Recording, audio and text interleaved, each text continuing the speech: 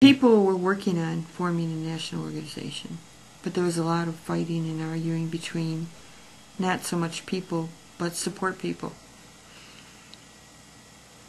They were arguing and fighting more than the people with disabilities of how it was going to be formed and what was going to happen. And I mean, it was a lot of stuff.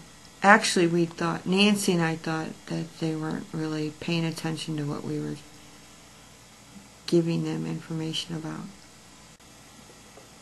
It was kind of, you know, scary because people were fighting and arguing and everybody pulling, advisors pulling their people one way, and support people basically got in the way, actually. And that was the first time that the national organization kicked support people out of the room. And told them they needed to leave because they weren't helping.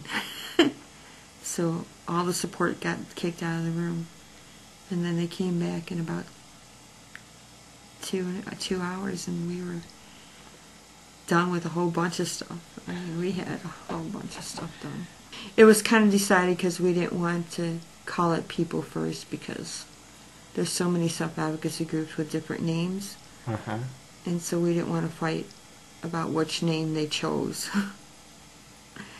So that's why we did Self-Advocates Becoming Empowered, so that it would be a generic name so everybody wouldn't fight about the name. We did conference calls for a long time, which did not work.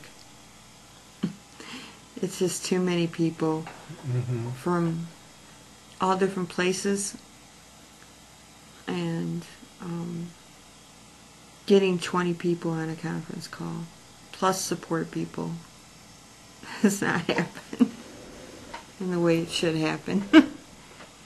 Because basically people want to spend the first, because you're not alone, you don't see each other or interact with each other, they want to spend the first 15-20 minutes talking about personal stuff than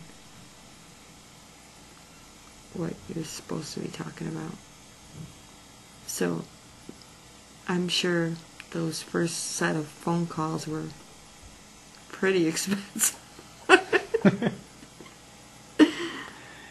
I think people were just learning how to work with each other, because when people are from all different places and things happen in different ways and different groups, it's still, I think, sort of interesting issue, because people are from so many different places and things work differently from all other places.